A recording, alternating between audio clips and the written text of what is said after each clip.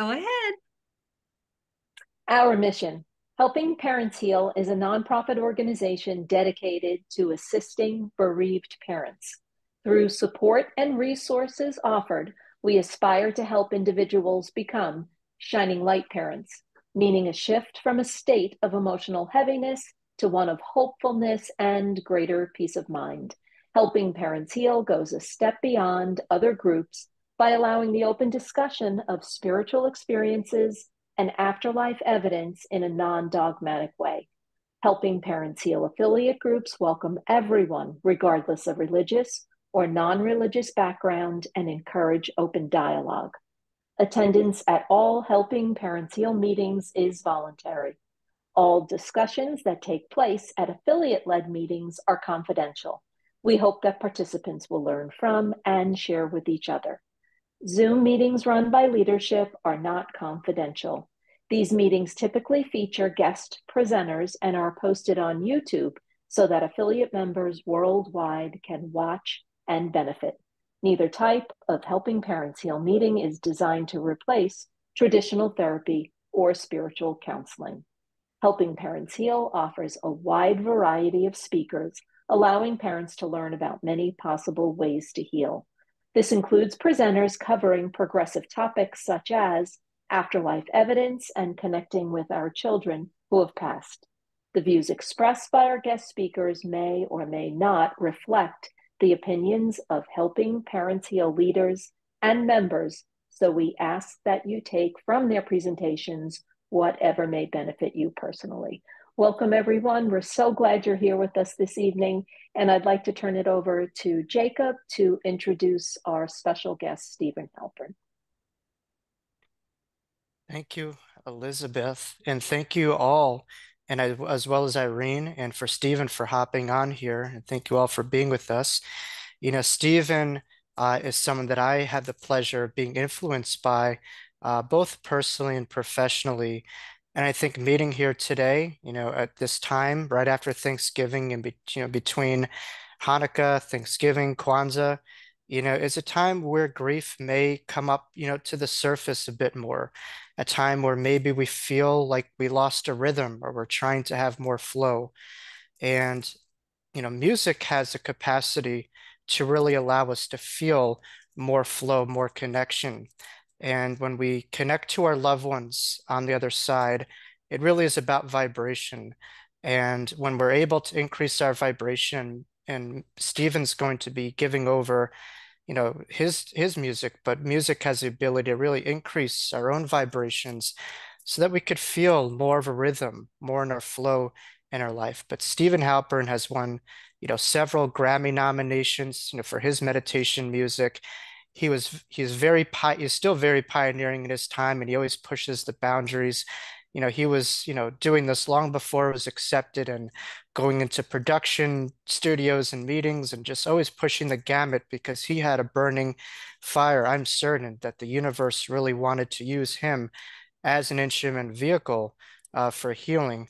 But I know his work has paid off and his sacrifice has paid off, you know, at a time when it wasn't so accepted. But now you go to the Spotify charts and how many meditation artists are there, and you'll always see Steven Halpern tried and tested at top of those charts. And that's there for a reason. You know, he is a very connected man. He's also a near-death experiencer like myself. And as a near-death experiencer, I could tell you how hard it is to really depict the other side through music. And it's almost an impossible task. And I could tell you that's firsthand that Steven really embodies and encapsulates something that's real and authentic that represents a droplet of heaven, a droplet of the other side in his music. And I know it's channeled, it's tried and true, it's authentic, and I know it's very helpful. And in my own life, when I feel like I'm going through my own grief and I have some stagnation, I know I'll put on some Steven Halpern music and it'll allow me to feel that flow, that release, and that connection to a loved one. And it's my hope that you listening to Steven here tonight, maybe it's the first time you've heard him and his amazing story, and maybe it's the first time you're hearing his music, but I'd highly recommend, you know, checking out Steven's music. And, you know, there's a saying by Dr. Wayne Dyer that We don't want to die with the music still in us. So as long as we're still playing the music, we go on. And life is music, life is vibration, it's sound, it's frequency. And it's my hope that Steven's music will allow us to maybe feel a little bit more of that flow and that life force here this evening and beyond. Continue to utilize this in your everyday practice, as Steven is a complete beacon of inspiration, of healing, of just authenticity of the place where he comes from. So I know we are all in for a big treat for my colleague and friend, 7-time Grammy nominated award meditation artist and producer, Steven Halpern. Thank you, Jacob. That was wonderful. And Steven, welcome. I am going to go ahead and put your websites in the chat box. And I also just want to say that you are obviously, Jacob told about your honors. You're also considered to be a founding father of New Age music, which is really something that a lot of us have discovered post having a child transition, although there are some of us who knew about it before. And we're all very excited to hear more about you. Thank you so much, Jacob, for that beautiful introduction. And welcome, Steven. Well, great. Welcome, everybody. And thank you, Jacob. And thank you, Elizabeth. What I'd like to begin with is just a little clarification, because the Grammy people will be upset. There's only one Grammy nomination. Should have been several, but it was only one official one. So I wanted to clear that up. And my experience of near death or having that situation was different than many, because the first time it happened, I didn't find out about it till 35 years later, when I asked my mother. I had gone through a rebirthing workshop, and Sandra Ray, who was leading it, this is based on the work of Leonard Orr, asked people to go back. Everyone in the room, in the ballroom, in the hotel, could remember their birth. And I'm sitting there with a blank screen, nothing's happening for me. And the leader comes over and says, "What's up?" I said, nothing's happening. She says, "Ask your mother if something strange happened to you during birth." And maybe I shouldn't tell her. So I asked her, and she says, "I never wanted to tell you. We thought we lost you." They had given her lots of drugs because I was 24 hours and waiting for all my astrology to get in the right position to do what I'm doing now. And I was checking out, but they got me back. 8 days later, during the Jewish tradition of circumcision, the Moyle's scalpel slipped.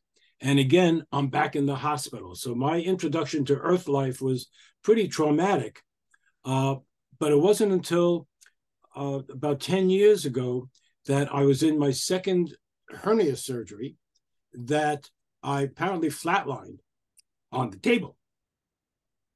But I'm under anesthesia, so I didn't know. And it was only when I came out that everyone's all, excited, and the doctors were all there saying, "You have no pulse, you're flatlining there." And I said, "But I feel great." I said, "Well, you have no heartbeat, so you're not going to feel great very soon. So we're taking you right to the ER," and that was that. And what I was told by psychics afterwards is, yes, you were checking out, but obviously you weren't ready to go, so you're back. But I didn't see the tunnel. I didn't have many of the classic situations. And before I talk about how the music started coming to me, I will mention that when I first went public with my music, it were a number of psychics who told me that the music would reach out to the entire world, that this was part of the calling to reinstitute the healing power of music away from just pop music and entertainment, to get people to align body, mind, and spirit, to open the heart, to balance the hemispheres of the brain. And my job was to tell the world about it, which was not what my training was. My training was as a jazz rock musician, and that's what I thought my career was going to be. And then I would teach sociology and creativity in college, and that would be my life. I had no idea. Music at that point was a good way of life. It was not a good way to make a living.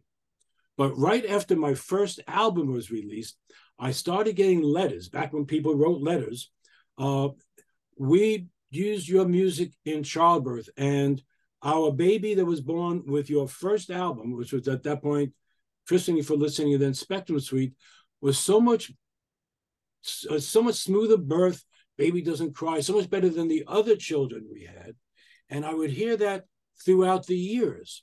And I remember one letter said, from your album Ancient Echoes, which we're listening to during birth, baby comes out, looks at the speakers and smiles. You know, I wasn't there. I don't have the video, but they wouldn't make, you know, you can't make that stuff up. But one of the very first people that I was in contact and contacted me was a woman who worked with Elizabeth Kubler-Ross. So she's talking to me about, this is the music that people hear on the other side. Danny and Brinkley had an experience. Said he heard Spectrum Suite, which was, again, my first major album when I was able to retitle it. This is the music he heard in the Crystal City on the other side. And I said, Danny, that's great. I don't want to die to have to hear it. I heard it in a meditation in a redwood grove, and that was much better for me. I didn't have to spend months in the hospital. But what my calling has been was to bring through some music that would touch people and open up spaces on certain levels. And then I would get invited to different conferences that I could talk about some of this. And at one of these conferences, I am next to a booth with a leading professional psychic in the San Francisco Bay Area. And she's looking at my aura, and I'm not knowing who she is and why are you looking at me like that? She says, you sure have a lot going on around you. Well, the day before, I had just gotten a letter from a woman I had seen 4 months earlier who said, I should have told you about this before, but from our night of wonderful connection, I've been pregnant, and you don't have to do anything. The baby is mine. I'm an ICU nurse, but I just wanted you to know. And things changed a couple months later, but the psychic said, my first question was, how do I know it's mine? That was before DNA testing. And I start getting some psychic readings where she's talking about the agreements that my soul had, the agreement that this soul had, that only needed to be brought into the womb and experience the unconditional love in the womb, but did not need to have a full-on physical life outside the womb. I had never heard about anything like that, but it made sense. And indeed, when the birth happened, which I wasn't at physically because the woman was in Los Angeles area, the baby came out, everything looked fine, but refused to breathe. Was taken right to UCLA Medical Center and made its transition. So I was asking about that, and that's when I started getting information about the fact that souls and babies could know that this would happen or that they would set up situations to happen. I have no idea if I set up that I would have this birth trauma in my own life that would set me on a life of extreme sensitivities to certain smells and sounds and etc. But the fact that there are more people that have this experience than others, and that most people don't know about this outside of a group like yours. And one other major moment for me happened in 2010 at a international conference for the International Hypnobirthing Conference. So I'm a keynote speaker. There are other great keynote speakers, and I'm sitting at the banquet table on Saturday night with 5 other doulas and midwives. Now, I'm not telling my story to anyone, even though this would be the appropriate place to do it at this point. And at one point, between, the appetizer and something, one of the women says, have anybody had this experience? And she starts saying exactly what I was saying before, that she works with her own second child came out, and she was communicating with the baby, and that's what the baby, the being told her. And then the next woman said, well, I had a woman who I was working with had the same thing happen.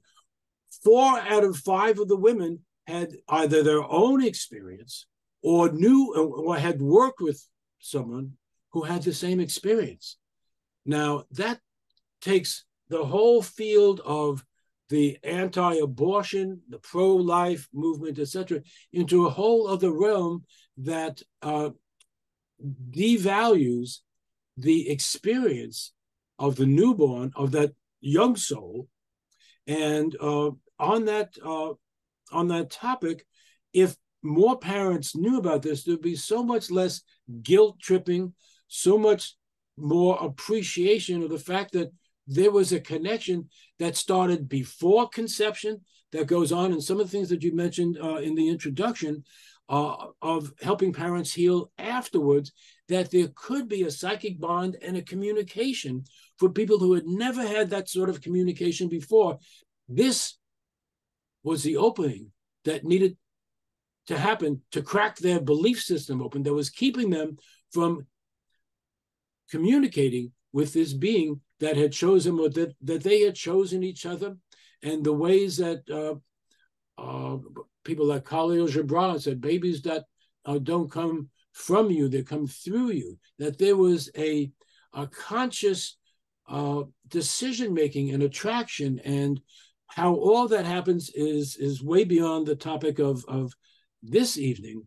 But even to the point that in 1987, I said I was speaking at the International Pre- and Perinatal Psychology Conference. Dr. Thomas Verney, great pioneer in the field, was a keynote speaker. Another keynote speaker was Dr. David Chamberlain, who wrote a book called The Mind of Your Newborn Baby. It was originally released as Babies Remember Birth. Didn't sell that much with that title. With this new title, The Mind of Your Newborn Baby, and I recommend it to all, everyone who's on the list, much better sales. It's still available. You can buy the first one for $150. You can buy this one for under $20. So I bought, I had the original, now I have this one.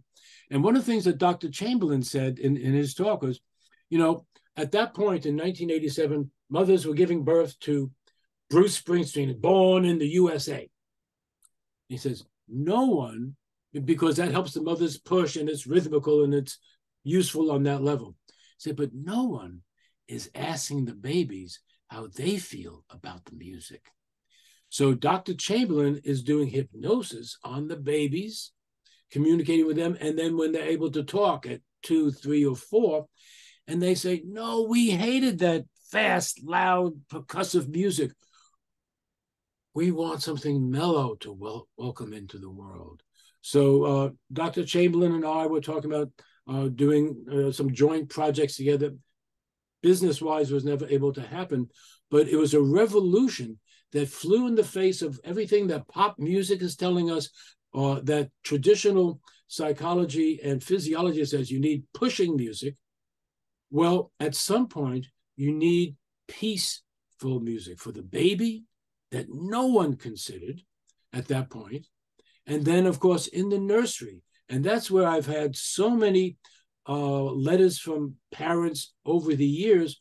We play your music in the nursery, and our babies don't cry as much as they used to when we played little tinkle toys or just random noises or regular music or baby Einstein and classical music. Classical music is like a full meal that you can't digest when you're a newborn. So they needed something simpler, softer, and more harmonious that would also work. And one of the reasons why my album that was released as Spectrum Suite for many years was re-released as the title I first chose, Chakra Suite. And I'll mention these names again later on, because you could hear all of these on YouTube. You can find them. You could stream them. They're available on my website.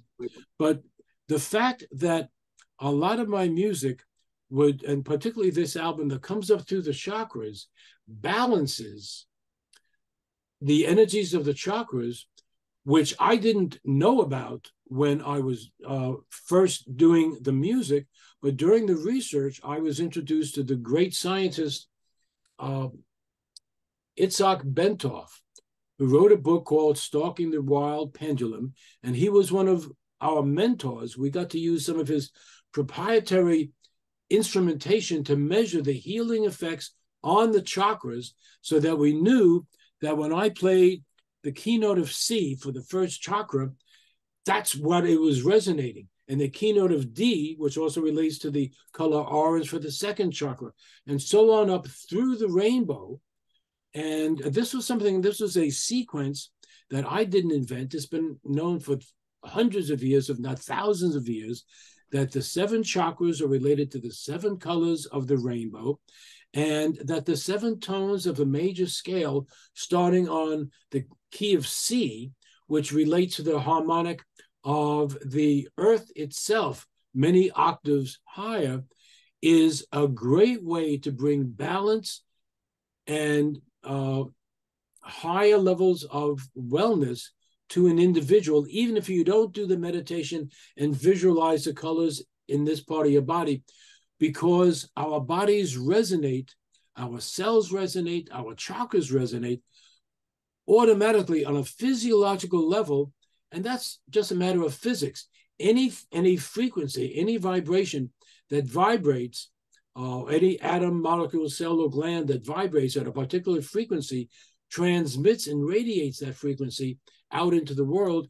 And if you have that frequency in your body, which we all do, it will respond and resonate to that incoming frequency. So without doing anything, people would get a light case of healing and balancing of the chakras, which is very useful in establishing higher levels of health, in helping to balance the hemispheres of the brain. If you ask your chakras and ask your body, asked Bentov, how it would like to be resonated, your body would like to be resonated in a gentle, ascending fashion that allows the chakras to entrain with each other, so that they're working with each other rather than randomly vibrating and having energy blockages go on. So this is not well known, and it became my job to be the spokesperson for chakras, in a sense, using the music as the entree to the world of media. And I got to tell you, most of the radio stations and TV stations and magazines that I was interviewed by would say things like, chakra? What are they? What?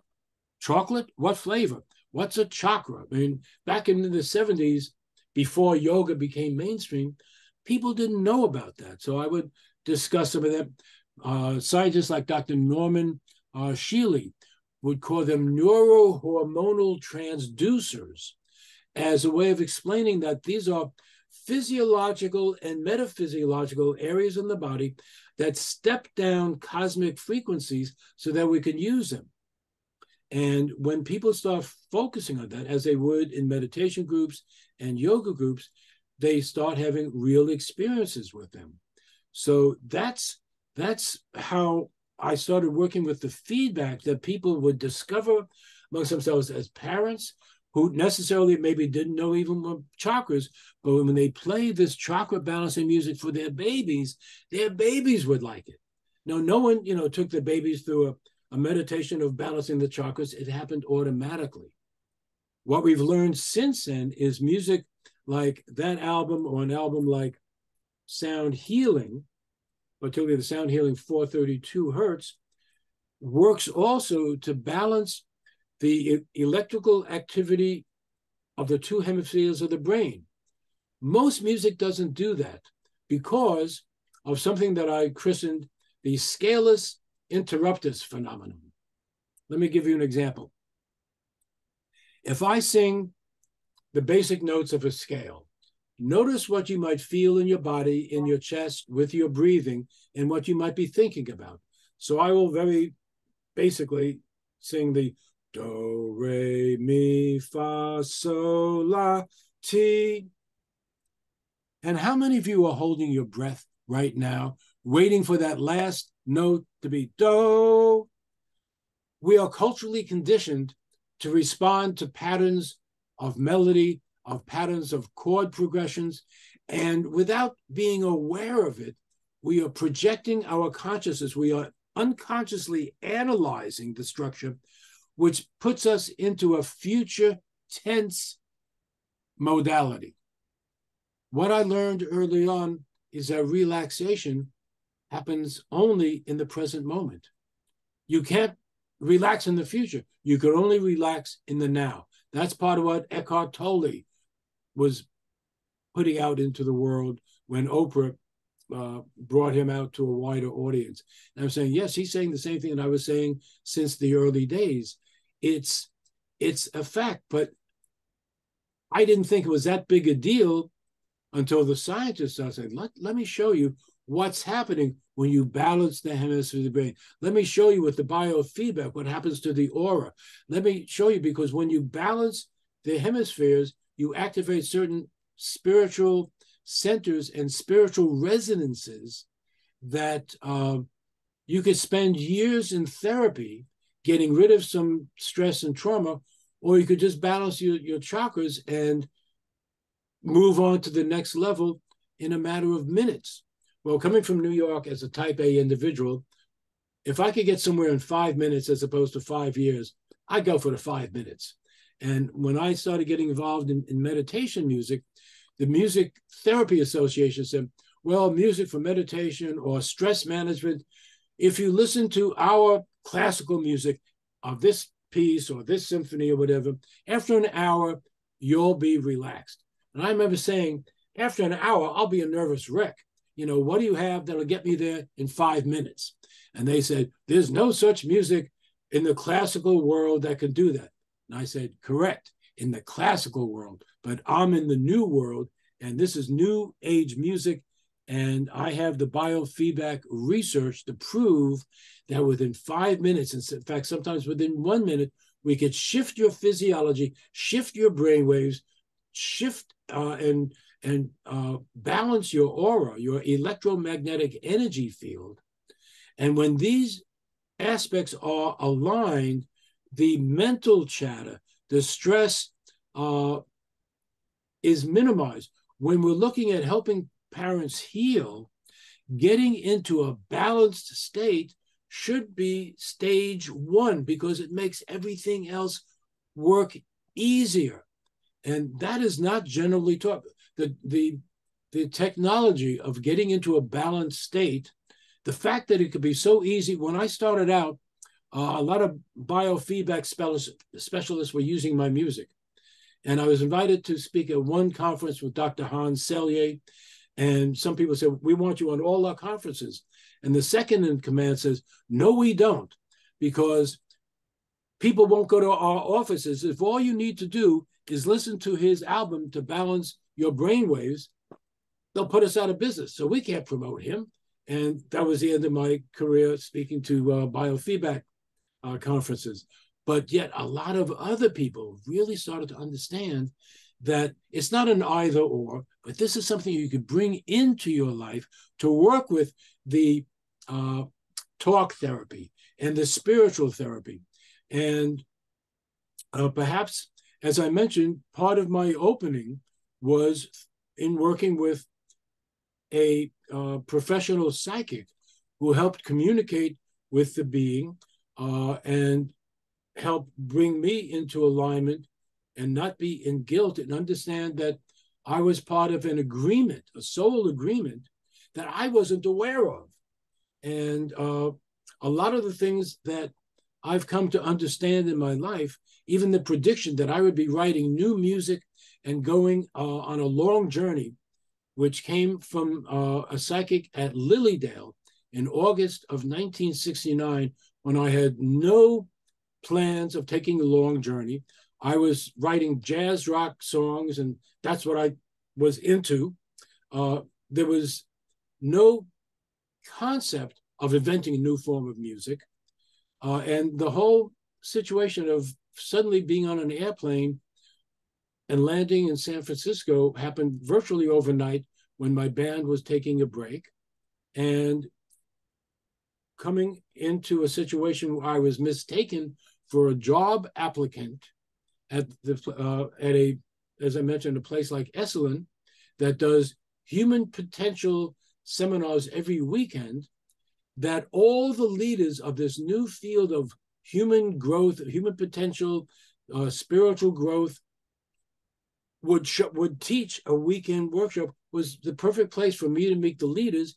And for two of them, Dr. John Lilly and Dr. Stanley Krippner, who's still with us, would say, well, if you want to be taken seriously, you need to do biofeedback research. And again, I remember when I got the job, I said, you'll never catch me in grad school again. And then 6 months later, I'm back in grad school. But this was the only grad school in the country that was dealing with the new humanistic psychology field. So that was all, a major gift. Now, one other thing I'd like to mention in terms of a personal story, in 2003, I'm speaking at a conference for teachers and education, because the organizer and the leader was Kim Bevel, who's gone on to be a TED Talks speaker and a wonderful woman. She had discovered my music at a advanced accelerated learning conference in 2000, started using it. She's based in Denver area and was doing consultations and trainings around the area in Montana and Wyoming, down the block at a one-room schoolhouse near where Dick Cheney lives. So who knows? Dick Cheney might have even heard some of the music leaking out of the schoolroom, and teachers and students were getting incredible results. So I was invited with all these other regular educators to talk about my music. And I remember getting in the room of 300 people, and I'm ready to give my whole talk about why music's important. I would do the scaleless interruptives experiment with the do, re, mi, fa, sol, la, ti, do, and do, re, mi, fa, sol, la, ti, do. And right away, someone says, well, we know about that. I said, what do you mean you know about it? How many of you have heard my music? All the hands in the room went up. And I said, wow, what am I going to talk about for the next 59 minutes? So we're going to get into some questions and answers in just a little bit. But we just went on from there. And it was an amazing situation. But even more amazing was when I got off stage and am in the corridor, some people came up to talk to me. There was a husband and wife, and little Johnny. Looked like regular people. I still get choked up with this. The father takes me aside and says, your music has saved our marriage. Our son is autistic. He has temper tantrums. We put your music on and he mellows out. No one had ever told me that before. It was the beginning of entry into a whole other world that I had no exposure to, that people or parents who had autistic kids or special needs and were processing things differently could experience an immediate cessation of those symptoms just by listening to music. At that point, the 3 albums that they were using was Spectrum Suite, Comfort Zone, which again features a special electric piano that was what I heard in my meditation in the Redwoods before I met it in person shortly thereafter. So Spectrum Suite, Comfort Zone, and Ocean Suite. One side is electric piano, which again is these like chimes. It's one of the smoothest and softest sounds of any recorded instrument, which is why it's my main instrument. It's what I heard. And when I play it, people have the same reaction. And Ocean Suite, the other side was grand piano with ocean in the background. And since that time, I've done several other albums, some with lullabies and my anti-frantic versions of lullabies called Music for Babies. When I first released it, I called it Lullabies and Sweet Dreams. Sales were, When I got a different picture and changed the title to Music for Babies, sales went up 10 times. So as a person who didn't study marketing in college, this was the kind of feedback that tells you that it is important what you call something, what you put on the cover of an album. As again, Dr. Chamberlain finds out, when you change the title, you make it more accessible. So that is one of the things that really opened up a whole other level. And since then, I've done several albums for ADHD individuals of all ages, kids in school, as well as adults, and certainly parents and teachers who would play the music in classrooms or send it home and tell the parents, play this when your child is doing homework. I would get letters that say, our son is, ADHD, many more of those than the autistic, and he could never, do more than 1 or 2 sentences at a time with his homework. We put on this album, and he does 3 paragraphs without needing to take a little break.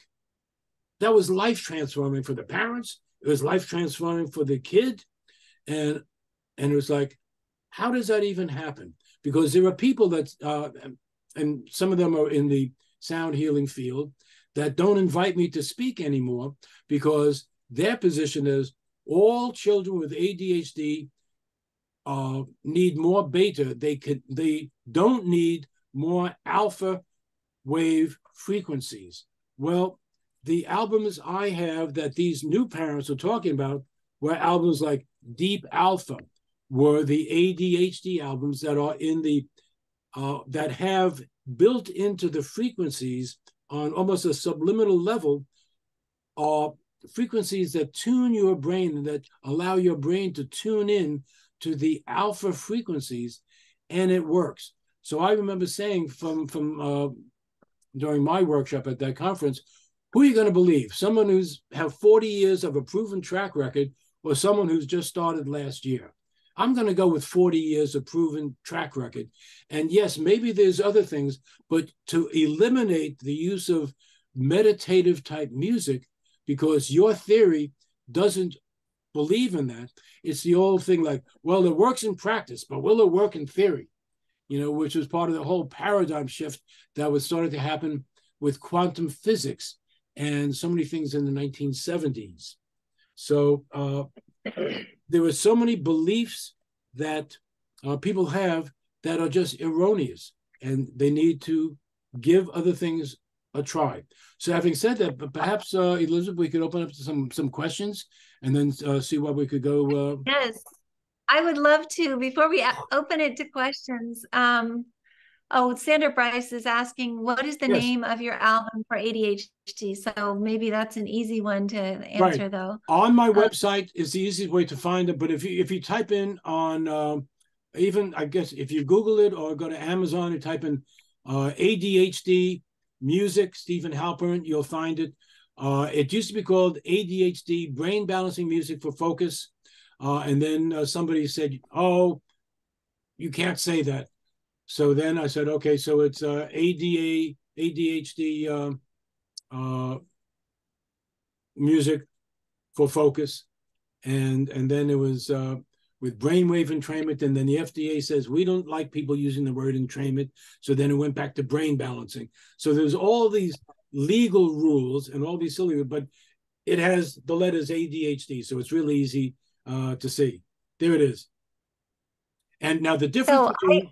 Right. One other second. The difference between the two versions is that I have a pure music version and I have a version with subliminal affirmation. Rudolph is on. What's that? CBS, but when I go to it, it says it's unavailable for streaming. Huh. I will look into that because No, it goes till 8. It was on at the gym. It just said it's unavailable. okay, I will look into that because let me look at that. Let me look into that. We'll see if we can't get it posted. As I said,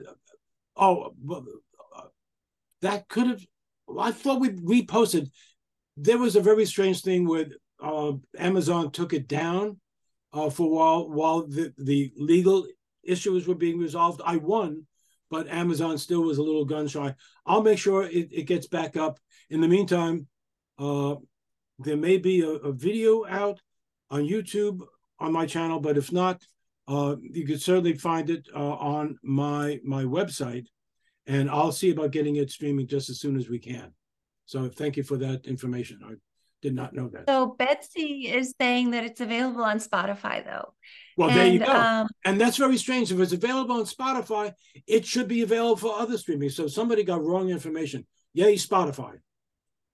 And then Allison is saying, I found it easily on YouTube just now. So hopefully it is available in different locations.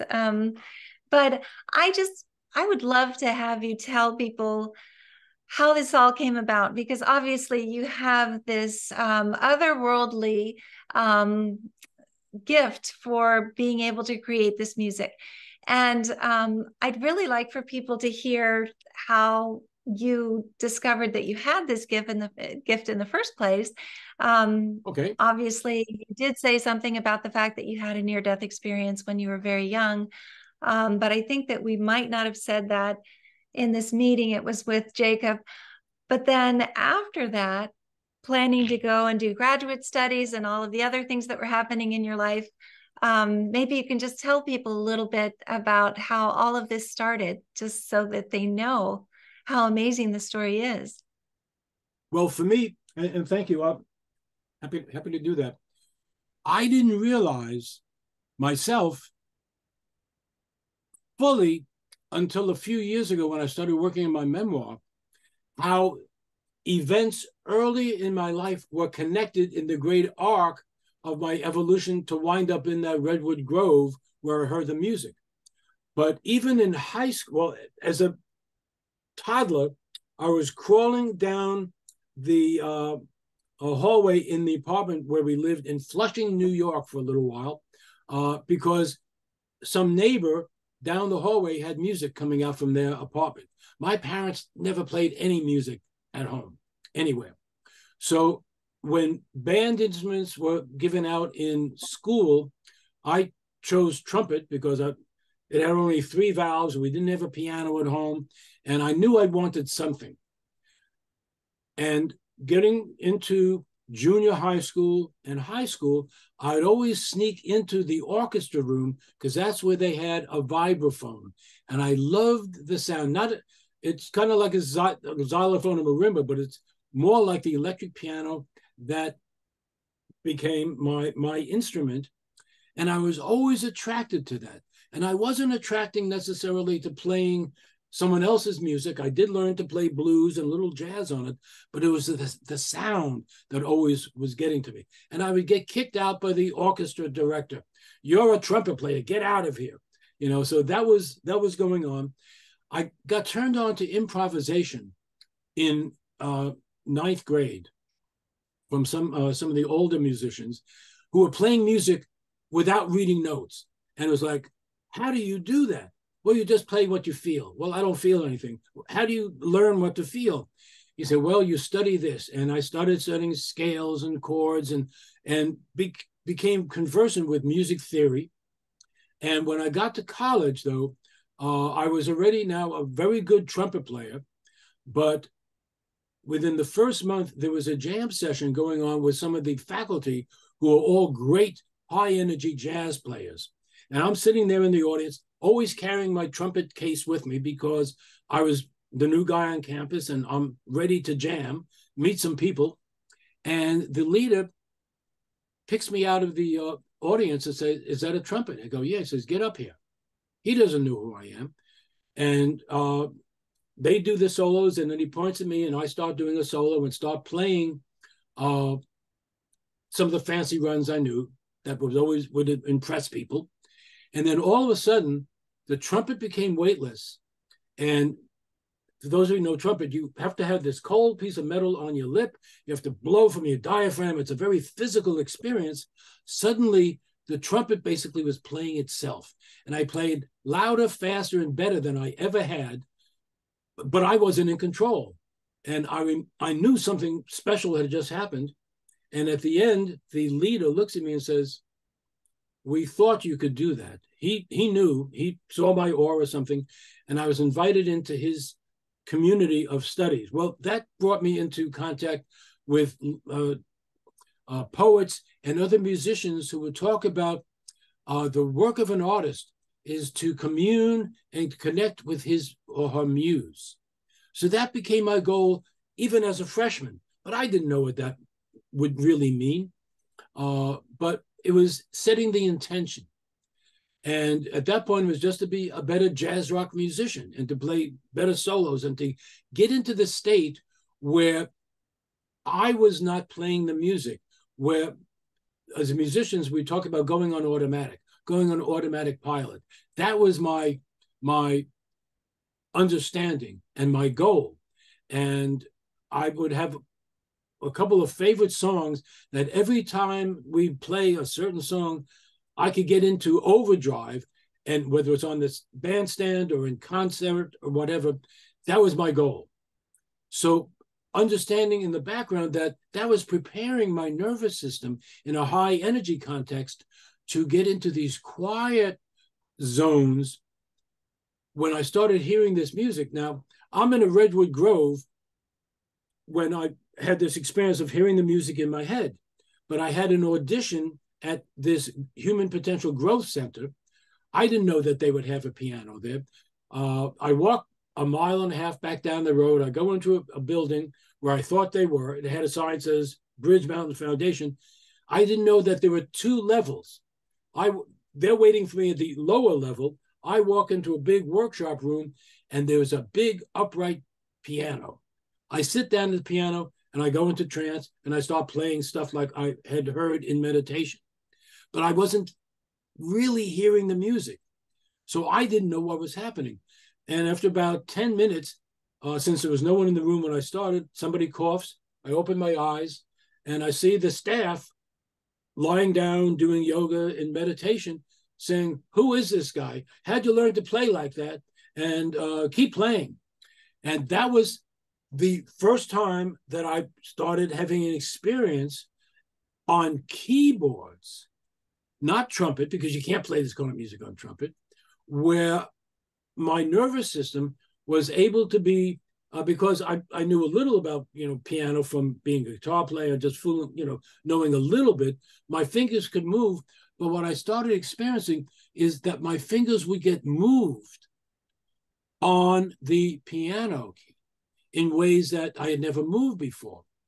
Now, this was a little freaky to me because coming from New York, we are big ego kind of people. And when you practice 8 hours a day, it's your virtuosity is a function of what you've practiced, and you want to demonstrate that.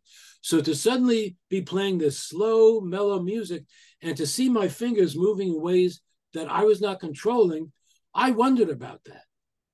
Now, a couple months after being hired, I got fired from the place, long story, but I'm now living in Santa Cruz and trying to recreate the record collection that I had back in Buffalo, that I had to leave in Buffalo because I came out with a backpack and a guitar and a trumpet. And I would be buying and going through the jazz rock section. And the second time I'm in the store, I am physically pushed from that section around the aisle to the classical section. And I tell this story in the book, in the memoir also. And I remember saying, "What's going on here? I don't buy classical music. I mean, I recognize the masters and there's some great pieces, but I don't have these records." And my hand shoots out into, this is when there were bins of 100 records. And you know that when you have the edge of a record, you can't read the title. My hand goes out, picks up a record, and it's a picture of a white feather. And the title is Rosemary Brown, A Musical Seance. I said, I never heard of that. I never heard of her. And it's published by the BBC as part of the research on Rosemary Brown, who says some of the great classic composers like Liszt and Chopin come to her and teach her and are recording new music to show that life continues after death. That is the reason that they did the album, that they wrote the liner notes. So I'm reading the liner notes. Obviously, I buy the album, but in the store, I'm reading the liner notes, and Rosemary says, and Beethoven does this, and Mozart sings the notes and tells me what notes to write down on the paper. She has like a one-year piano training, so she's not a skilled pianist. She can't even play some of the music that they are giving her. And then I get to the sentence, and Chopin moves my fingers.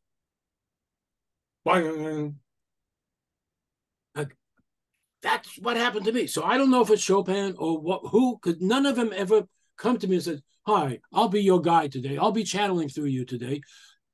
That's not the way I get worked with.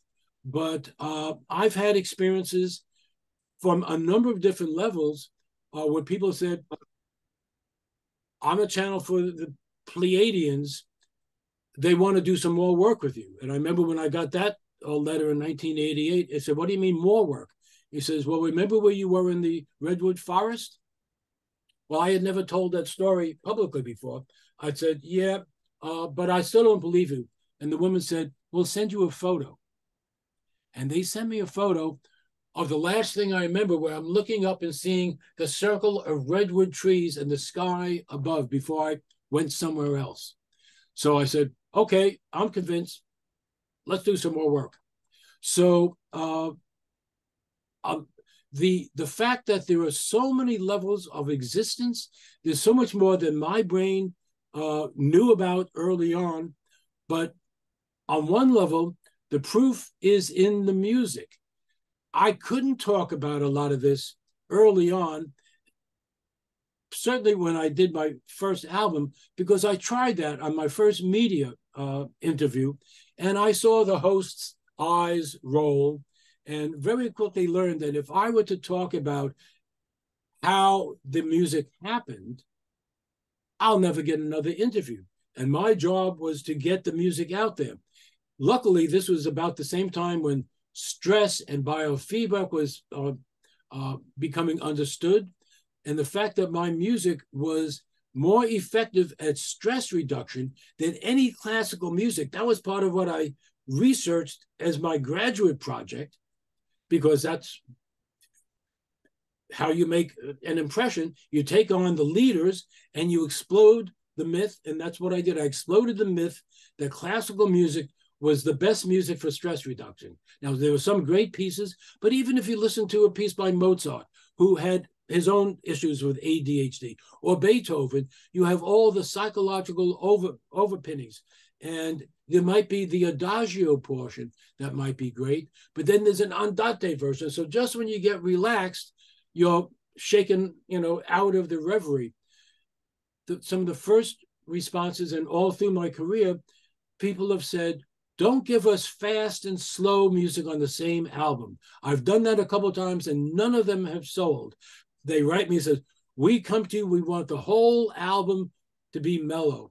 When there were actually albums and there's a side A and side B and you had to get up to flip it over, the massage community would say, we don't want to have to turn the album over with our oily hands. The couples who are, and men and women who were using it for lovemaking in their romantic time, we don't want to stop, making love to turn the album over. So the concept of just keeping it on one beautiful level was something that my nervous system needed. And part of the reason I was making the music first with my own little private tapes was for me. I never dreamed that it would go beyond the small New Age community that I was in contact with. So no one was more surprised than me when I started getting, calls from major media, including the Tom Snyder Show. Says, we'd like to have you on and to do your Chakra suite for America, late night, but national TV, the first and only time someone has played live chakra balancing music on national TV. And you know, just magical things would happen. And as I would continue, and I would say this also, some of the experiences I've had were witnessed by other people, and some of these experiences will be in the book. Some are in other people's books. There's a book by Greta Woodrue called On a Slide of Light and Memories of Tomorrow, where she talks about what happened when she was channeling some beings from another galaxy that she was doing for Uri Geller and Dr. Andrea Puharich. And I was offered a piano lesson.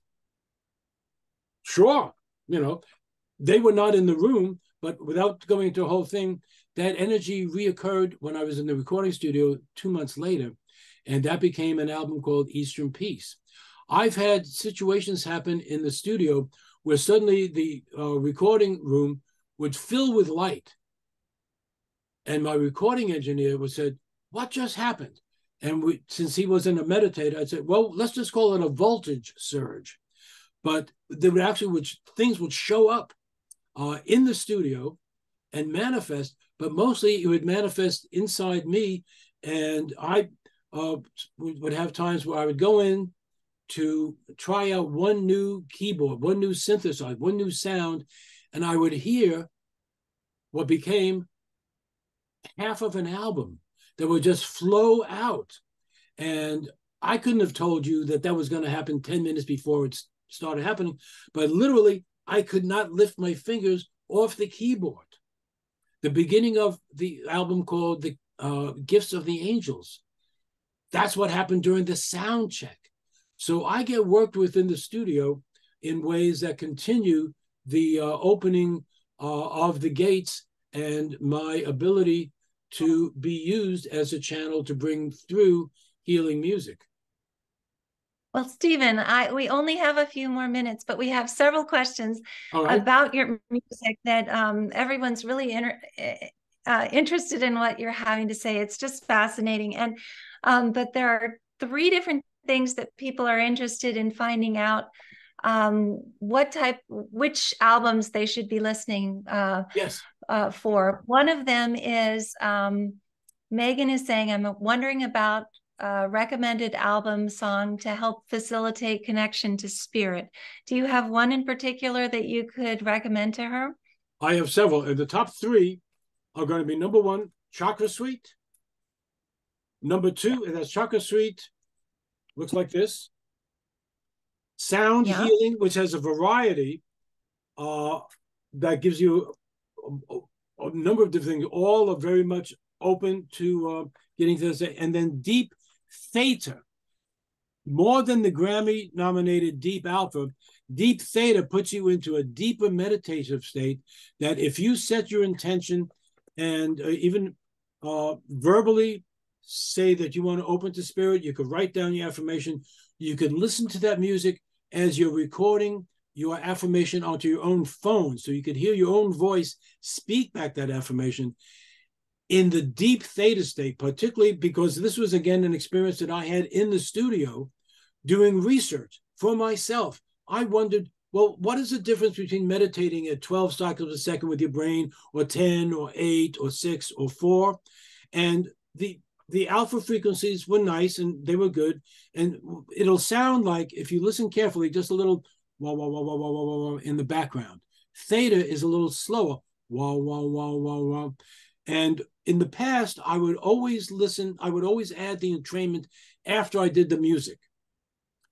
On this session, after I got my new keyboard, I had to wait for 10 years to get a new keyboard until they made them. I said, let me listen to headphones with just the frequencies in my headphones, so I'm guaranteed that I am in a deep theta state. When I got to 4 hertz, for me, the gates opened up, and instead of me playing music, music played me.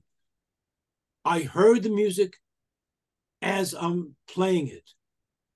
And I looked at the engineer at the end of the first song. He says, we're staying in 4 hertz for the rest of the session. And that was my connection to my guides, to my muse. And that takes us back to the early days in Buffalo, where the artist's role is to connect with his or her muse. And again, I don't get names, but it was so different than what happened 30 seconds earlier or the song before at 6 hertz, that it was, and I've done a lot of my recordings since then at that frequency. And it's what I listen to when I get ready for meditation, because I want to get into it. I don't want to spend 20 minutes getting relaxed to meditate. I want to meditate from the first moment.